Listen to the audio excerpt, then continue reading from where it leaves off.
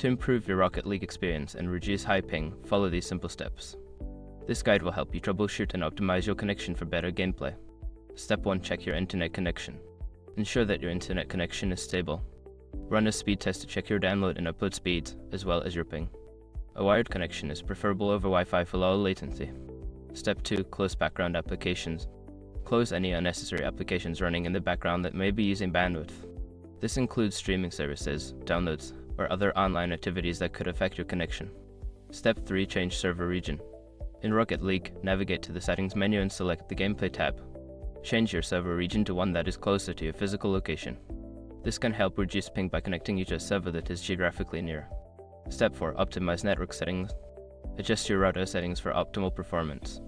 Enable quality of service QoS settings to prioritize gaming traffic and ensure that your router's firmware is up to date for the best performance.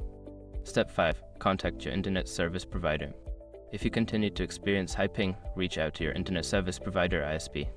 They may be able to identify issues with your connection or offer solutions to improve your internet speed and stability. By following these steps, you should be able to reduce high ping in Rocket League and enhance your gaming experience. Happy gaming!